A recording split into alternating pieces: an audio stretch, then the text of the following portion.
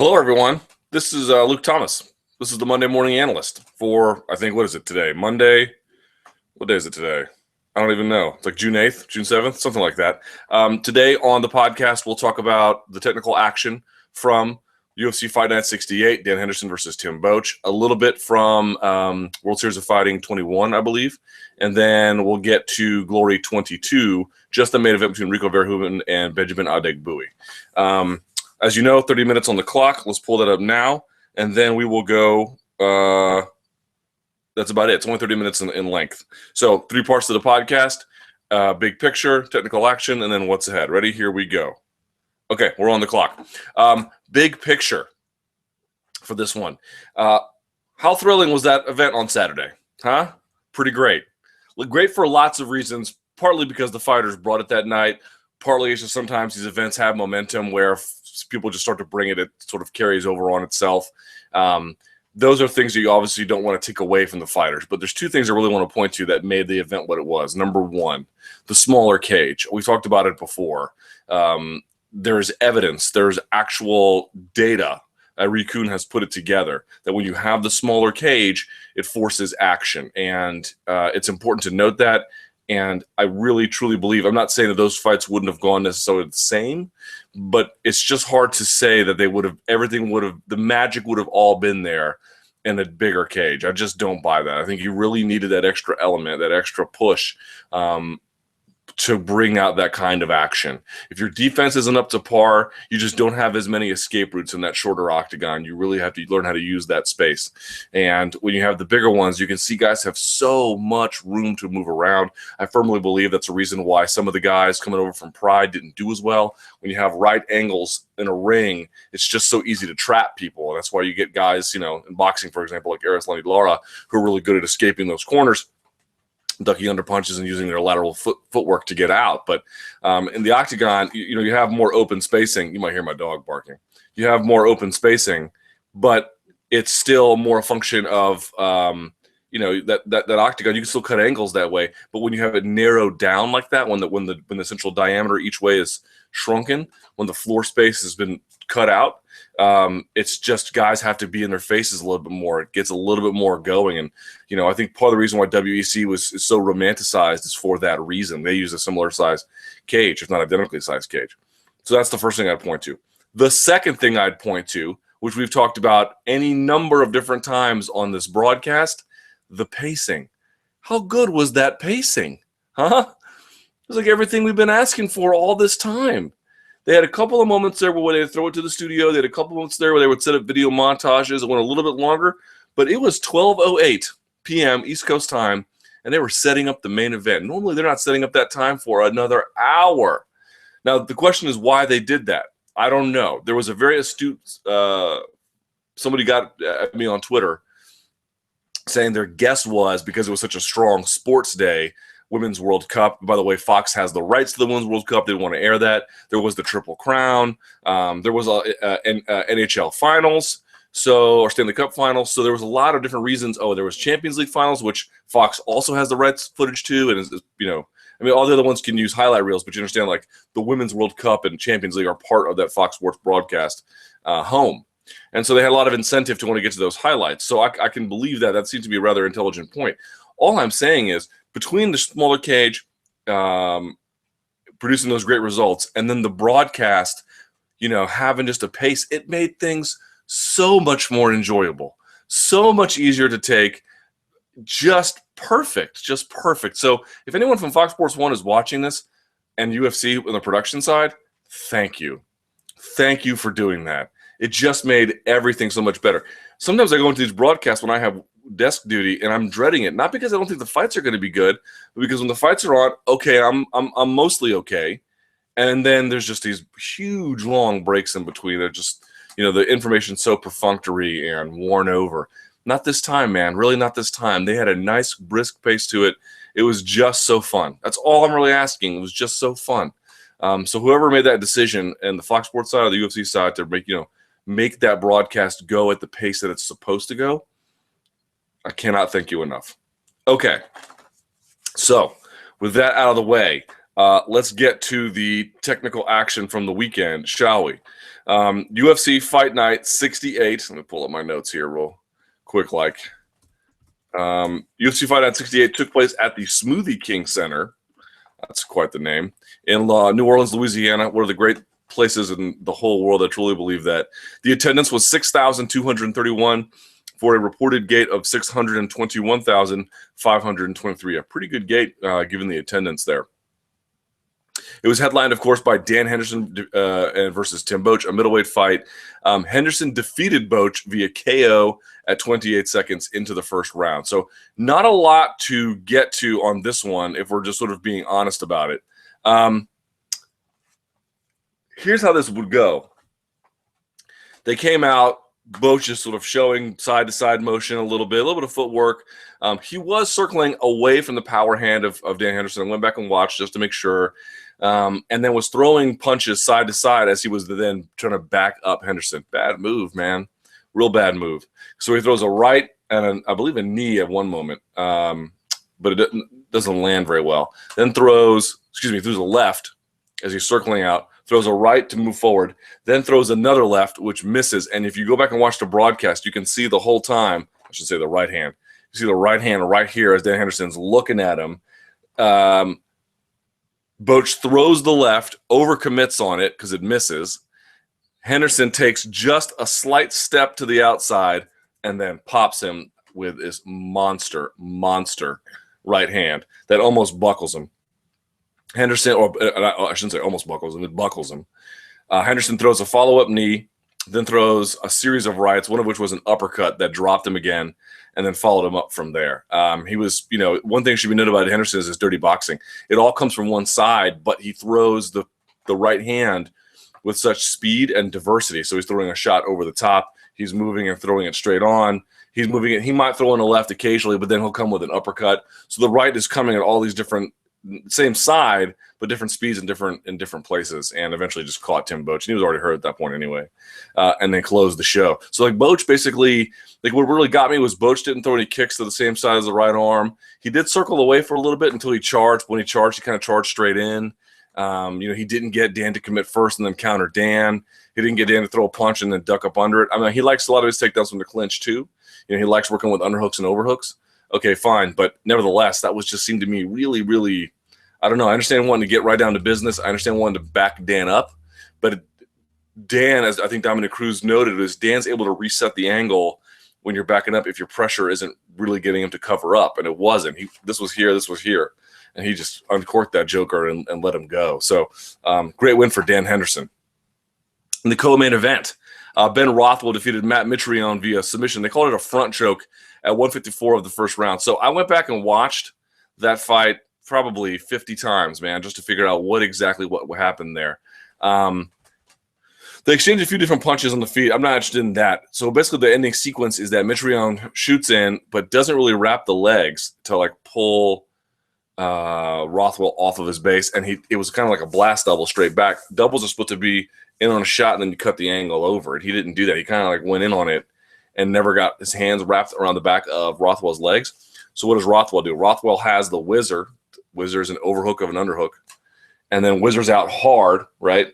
I think it was on his left side, yeah. So he whizzers out super hard. So then he gets, if he comes at you and you whizzer, you get parallel. Gets parallel with him. Then tries to, but at that point he's on his feet, and now Mitrione's on his knees. Man, that's a bad move, man. That's a real bad place to be, especially when they're heavyweight like Ben Rothwell. So Rothwell he called it a go-go choke, not a go-go plata. That's different. He called it a go-go choke. Some people called it a front choke, maybe. Going back and watching it, it looked to me like a 10-finger guillotine. And if it wasn't a 10-finger, that's what I initially thought it was, and then I said, no, maybe not. But then I went back, you go back and look at my Twitter feed. I initially called it a 10-finger guillotine.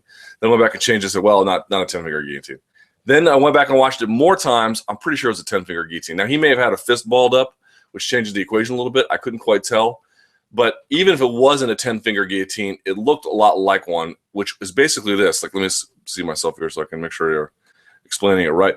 Lots of guillotines I mentioned before, you're kind of here, and you're wrapping the blade of your hand, elbows are back, and you're kind of walking your body up. but you want your chest on top of them. Remember, if you're down here, you're yanking up, it's not going to work. You want to be all the way at 90 degrees when you pull this thing up. So that way when you yank on it, you're already in position. So you don't make it a huge arm crank. It's more of a put them where your control them with your body and give it just the appropriate amount of squeezing. That's sort of how it works, right? 10-finger guillotine is different. Your elbows are in super tight and your hand kind of cups under their chin like this, right? I'm showing you on camera here. Cups under your chin like this. Fingers extended and joined, thumb along the hand. So their chin is here right in front of you. And then you take your other hand and you sort of just wrap the knuckles a little bit. But see how my elbow's wide? You come and you close the elbows. So now what I'm doing is I'm doing this number. I'm going to chop inwards, like the reverse of a tomahawk chop. Elbows inside, touching my ribs, bringing it in. And then what you want is, to the extent possible, although Rothwell didn't quite have it this way, although it didn't end up mattering, you want to have it as close to possible in the center of your chest. And what you're going to do is you're going to bring your chest down and over them while you bring up your hands, covering your knuckles. That's what you're doing. You can wrap a little harder almost on the blade there, and you can come up. But that's a 10-finger guillotine. And it's horrible because it's not a blood choke. Like some of these guillotines are like super hard blood chokes. Like that one, you know how Pat Curran does that arm in guillotine on the same side? So like he'll have arm here and head here on the same side. That's a blood choke because one end's closing off the one end and one end's closing off the other end. North-south choke, that is a blood choke. This is an air choke. It's closing the windpipe, which is why you see these like immediate taps, man, because your throat is so closed. Unless you've been put in that thing 1,000 times, and maybe Mitrione has, but who knows what happened there. You're not mentally prepared for it. Like a blood choke, the vast majority of chokes are blood chokes. So anyway, I don't know if he had his hand balled up here and he was wrapping it this way. It looked like from the body positioning and the mechanics of it, it looked like a 10-finger guillotine. There might have been variations underneath, but just for the purposes of explanation, that's a 10-finger guillotine. I don't like 10-finger guillotines. I'm not particularly good at them, but I do find people turtling a lot. When people turtle in front of me like that, I like to just go to the back. But there you go. That's a 10-finger guillotine. All right. So then we had Poirier-Medeiros. Dustin Poirier defeated Yancy Medeiros. This is a catchweight fight. And the show was closed at 2:38 of the first round. They called it body kicks and punches. I guess that's correct. This was a weird one. So there's a couple things to sort of point out in this fight too. Poirier looked amazing, by the way. Poor Medeiros just never really had a chance to get in, although he did a couple things pretty well, which I'll point out here. So the first sequence is Poirier is standing opposite stance. He then switches to left-handed stance, right? So now they're the same side. He ducks. Now you see on that same side that he ducks, Medeiros reads it and brings his hand up to block it. And then tries to catch him with his own left hook. Can't do it. Poirier responds with his own left hook. It's already blocked, and then Medeiros leans back to avoid it. So what does Poirier do? He keeps moving forward, changes back to the normal side he had. Okay, let me get my notes here. But now Medeiros is much more upright and backing up. Now Poirier changes sides, feints. Medeiros throws the exact same left hook, misses again, except this time, while Medeiros is still blocking the same side, Poirier has switched sides and then just hits him with an uncontested right that absolutely floors him. So you see Medeiros basically just doing the same thing, blocking up here. Poirier's coming up here. Medeiros leans back. Poirier misses. He comes back over. Poirier then switches stance, but Medeiros goes back to the same punch after he bites on the feint. Bang. It's a uncontested right hand and falls over from there. Now, he manages to hang on, but anyway, so eventually he gets back to he hangs on. They scramble. Body lock takedown. Poirier had double underhooks as they turn, trips, falls over, gets his back, has a body triangle. So how do you break a body triangle? Well, they're hard to break, but the first thing you have to do is whatever side the foot over the waist is going, so the one that sticks out, that's the side you need to get down on the ground. And Medeiros did actually a really good job here. He hand fought until he was able to get his shoulders to the mat. So when someone takes your back like that, even if they don't have the body triangle, I'm just saying if they have it, you got to go to that side. That's the side you break it on. But even if they don't, the more important thing is you got to get on top of them. You got to put your weight on them. You got to be really good about hand fighting, but you got to get your shoulders to the mat. You have to actually scoot up and past them And once you get your shoulders to the mat, you have to watch out because they may mount you. But he saw that coming too, had a nice forearm to brace across the elbow. Poirier didn't even want to try to mount. He had lost the race at that point, basically, and they decided to disengage. So good job by Yancy Medeiros getting his shoulder blades to the mat. Once he got his shoulder blades to the mat, he's able to then roll over. And how did it end? So it ends again. What does Medeiros do? He goes back, he bites on a feint, throws the left hook. This time, though, instead of the right coming over the top, Poirier pops him with the left. And then what was funny was they separate, and I can't remember if he threw a feint at this time, but it didn't matter. Poirier throws a body kick. And you go back and watch the tape, Medeiros puts his hands here, comes right up under, tags him. Medeiros must have thought that a head kick was coming, eats it clean, and then from there just gets bombed on, and then the fight stopped from there. So great job by Dustin Poirier. Just the diversity of strikes, just the accuracy, the deadliness of them. Like, it's not just that when he lands on you, it hurts. He lands on you and he alters your consciousness, like, over and over and over again. So he's really sort of he needs a tougher opponent. I mean, Medeiros is a tough guy, but I mean a really super credentialed guy at lightweight at this point. And then the fight of the card, if you're asking me, man, Brian Ortega defeating Thiago Tavares. And the fight officially ended via TKO and punches at 4:10 of the third round. This is like on the front burner for me for fight of the year, and everyone likes, I like wild brawls as fight of the year. Wild brawls are cool, man. They really are. And this one had some sloppiness too. Don't misunderstand me. But there was so much high-level technique in this one, man. Thiago Tavares is a tough guy who is very skilled and is just short on a few things that make him get hurt way more than he deserves to be. In other words, if you just sort of added up his skills, man, he's a really, really talented guy. But he's just a little bit short in a couple of places, and it winds up costing him really badly over and over and over again, even though he has a lot of good wins too. So first of all, let's talk about the elbows underneath from Brian Ortega. Brian Ortega was able to get, first of all, go back and watch this fight. Brian Ortega's hips are barely ever on the ground. They are constantly elevated. He is on his shoulders the whole time. Why is that important? Number one, he's already got long legs. But if your hips are off the ground, the first thing you can do is you can move a lot easier. You see guys in sport jiu-jitsu invert. Well, they're able to invert because they're not rolling across their backs. They're on their shoulders. You can roll on your shoulders pretty easily, especially if you're using a leg to help you spin. So there's just less friction on the ground. That's the first thing you want to notice. Brian Ortega is constantly on his shoulders. Almost at no point is he on his just flat of his back. An incredible just commitment to attacking with his guard. Love seeing stuff like that, number one. Number two, because he was able to do that, he had a lot of submission opportunities, which we'll talk about, but he also was able to go side to side. He would lean one side, he would get Thiago Tavares to base into him, and then he would come back over with the elbow. And those things were landing, dude. You saw Tavares' face. Those didn't come from mount. Those came from underneath. He was bombing on him from underneath. Fantastic job by Brian Ortega. Okay, let's just get that out of I just want to point out, if you watch that fight again, just get a stopwatch and watch how much his hips are off the ground versus on the ground. Once they're on the ground, you will be amazed at the differential. Okay, that's the first thing. So how did he get all those arm bars? You saw him frame for it all the time because you're like, Thiago Tavares, this is a credentialed black belt. Why is he getting caught? I mean, he didn't get arm barred, but he was getting caught in the position a lot. So what he was doing was he was trying to control from behind the head of Brian Ortega the whole time. You saw him, in fact, go for a couple of can openers, right? So when he goes behind that head, that's all you need. When you have a gi, you can grab the sleeve and you can pull your hips over and move it over, and then you can come behind the tricep and you can lock it down on your hips, and then you can put the foot in the hip and you can come over around and squeeze behind the front of the face with your leg, and then you can get the arm bar. Remember, at that point, you're sliding on your shoulders, not your back. So you can move a lot easier underneath. And that's how you would do it. And that's how I like to do it in a gi. I get wrist control, over sleeve control, bang, and then I go around for it. He does in the no gi. It's much harder to do because guys can slip out. But if they're going to grip around the back of your head, they're giving it to you.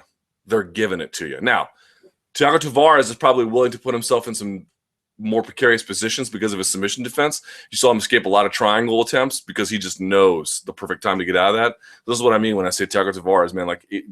Brian Ortega would have caught some lesser guys with some of those armbar to triangle transitions. But that's one thing I want to notice. So how did he get that sweep off the armbar? This, to me, was genius. It was genius. What happens? Tavares goes behind the head. So what does Ortega do? whips around, and secures the armbar frame.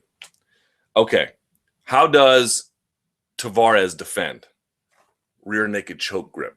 So if this person has my arm, what am I going to do? I'm going to grab my own bicep, and this hand can go a variety of different places depending on how you time it. But this is what Tavares did to block it. So it's really hard to break this grip, man. If someone gets this, and especially if you're inverted, it's hard to do. Now, if you're Ronda Rousey, Liz Carmouche type situation where someone tries this, there's things you can do because they're flat on their back on the mat. But he was not. He was actually on top. This was from the guard of Ortega. So what does Ortega do? Okay, he keeps the one side of the armbar attempt in place, but with his free hand. Okay, with his free hand on the side, if this is the side of the body that Tavares is doing this, what has Tavares done? He has removed his ability to post on his hand, right? Because your hand is now here. You need this to block it, to block this arm from being armbarred. That's what you need. So he's taken away his own posting hand. On top of that, if you go back and watch, he's trying to frame out of it a little bit. So what does he do? He lifts his base up. He just gave Brian Ortega the two things you need to secure virtually any sweep in jiu-jitsu or reversal.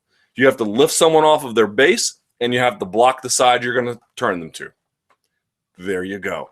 Up on his base, no posting hand here because he's blocked here. So Ortega looks like he's inverting for the armbar, and instead what he does is he hooks the far side leg and then rolls across his own shoulders in like a Granby roll position. And because Tavares has no more posting hand, he goes ass over tea kettle. Fantastic. Fantastic. If Tavares was able to get his arm out, he could have posted it with the other arm. But he committed. Rear naked choke grip. I'm not letting go of this arm. Okay, so Ortega said, okay, fine. I'm going to turn you to that side because you've taken away your own posting hand. And, oh, by the way, thanks for lifting your base up. Brilliant. Brilliant by Brian Ortega. That is super awesome stuff. That's like him and Cole Miller have the most fun guards like that. I mean, Carlos Condit has a very active guard too, but he doesn't have quite the polish on it that those guys do. So that was fun. So there was one point where Ortega gets, let's see. So I forgot how he got there, but Ortega's in mount. And Tavares tries to get out. So what does Tavares do? Tavares gets to his base. He has one hand over the back / sort of waist of Ortega and the other hand on the ground as he's getting up and trying to stand. Ortega reads it, and Ryan Hall, by the way, is the king of this. Like I don't know what he calls it, but I've heard it called the hanging triangle. So you're waiting for them to post, and what you're going to wait for is that leg to swing around. But what happened was Tavares was able to get to his base and get his hand inside before Ortega could all the way swing around. So that was kind of interesting. But good presence of mind by Brian Ortega there anyway. Let's see. And then last thing, a nice Uchimata from Tavares in the first round. Tavares had a body lock, but he couldn't quite get around. Ortega had a body lock, but he couldn't quite get to the back because just barely, Tavares had stuck in that whizzer. And so what does he do? Whizzer, leg in between his legs, Uchimata ends up on top. Round two. It was kind of fun when Ortega faded back, and then went for the spinning back elbow. It was blocked, but that was kind of fun. Ortega escaping mount by going to heel hook. You see a lot of Renzo's guys do this, man. A lot of the guys out of the Renzo Gracie Academy in New York City do this. So what happens is they get stuck in mount. What do? First thing they do is they bridge to get you to buck, to put your hands on the mat. Then they put both of their hands inside your armpits as they kind of slowly shuck their hips up to get the legs in front of you. So it's get you to plant your hands, boom. Then come their hands inside your armpits. They push, and then get their legs in front. From that point, Tavares actually kind of assisted him a little bit because he realized he was losing the position and stood up. As he stands, he goes for what looks kind of like a single leg X guard kind of thing, but ends up being a heel hook. But you notice it doesn't work. Why? Because partly for a heel hook to work, it's not just that you're off balancing them, but you have to control the hip and the knee. And it has to be turned in a certain way. What you see Tavares doing, two hands on the top side leg of Ortega, pushes it down. So there's no control over Tavares' hips. He stopped the top leg from doing that, spins counterclockwise, and then gets on top. So great job by Thiago Tavares to avoid that as well. And then the last round, incredible Superman punch from Brian Ortega against the fence, backs up, fires it. Left straight dislodges the mouthpiece.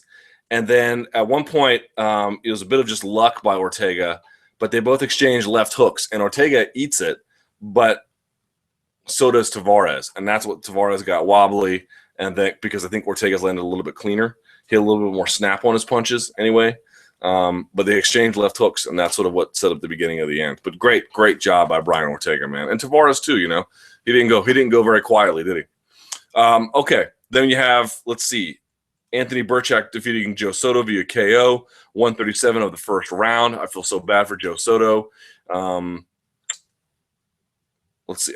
You see him do a couple things. He cups the chin to go for a guillotine a la Charles Oliveira, Nicolens. Joe Soto pulls out of it. He eats a knee and then a same side right. You see Joe Soto bring the opposite side hand up. I think he thought he was going to eat a knee on one side, and then the other guy come to the other side with a punch. Burchak stayed on the same side, caught him with it, dropped him. And then from there, he just sort of, there was a moment there where you can hear Barbas. There's a moment there where Soto is trying to get a knee bar. Doesn't work, partly because Burchak is already perpendicular. And then when Soto tries to get his hand, again, not his hand, tries to get his foot on the hip, his outside foot on the outside hip, he can't because Burchak is blocking it. Burchak rights himself almost back into danger in terms of the angle, but he was moving away while he did it and then steps out. So that was a good job by Burchak. And then it looked like to me like a couple of shots got through, but a bunch of them were blocked when Burchak was unloading against the fence, but one kind of clipped Soto behind the back of the head, and that was all she wrote. I feel bad for him, but it's a tough game you're in.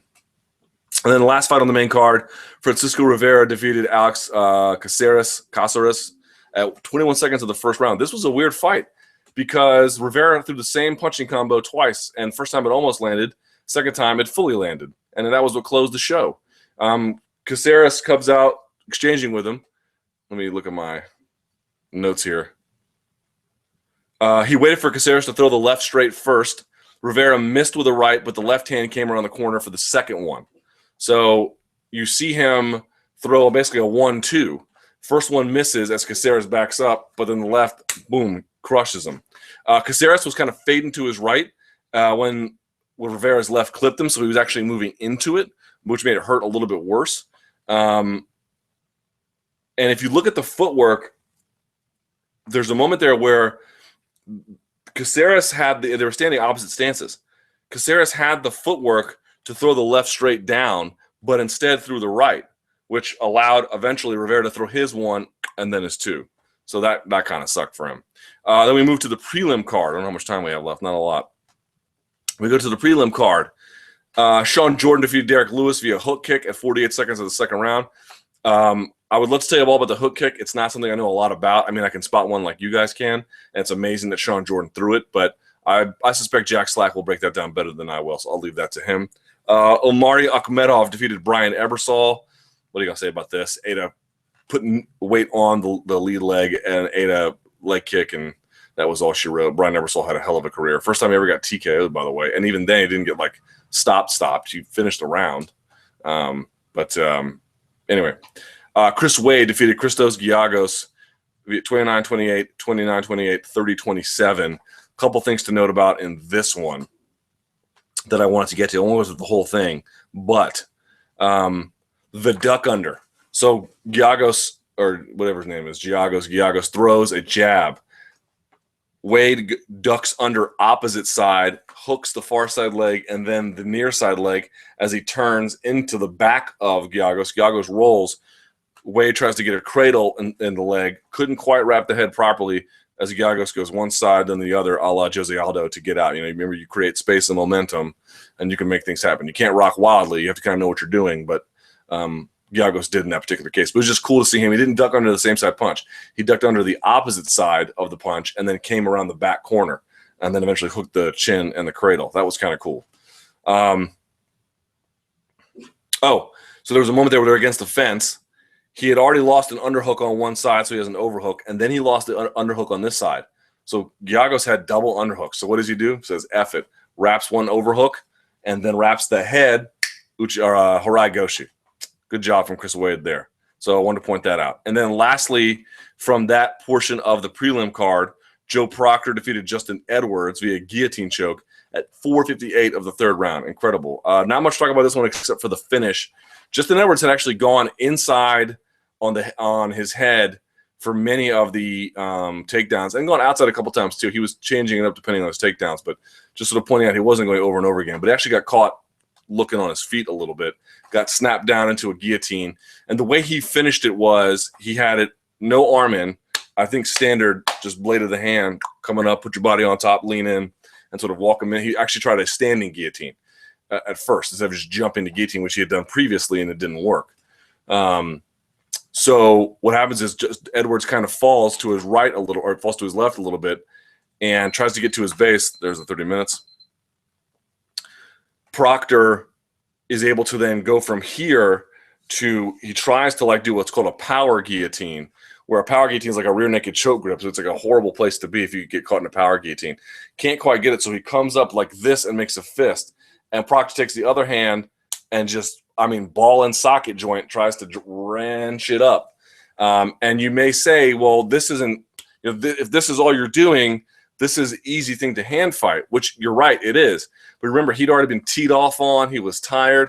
Sometimes when you get caught in those, you don't know how to hand fight because the severity of the choke is upon you before you've had a moment to, like, sometimes you're like, okay, I'm going to risk getting in a triangle here because I want to work a certain pass or something like that. Or, a guy has a good triangle and you may have to get in certain kind of positions if you like stack passing and you're like, this may be coming. So, if the guy starts framing or you feel it, there's just certain things you can do. But if you get bang, bang, bang, whoop, caught in one, it's just you're playing catch up at that point. It's not so easy to do, and you don't have the frame of mind to be there. And so what happens?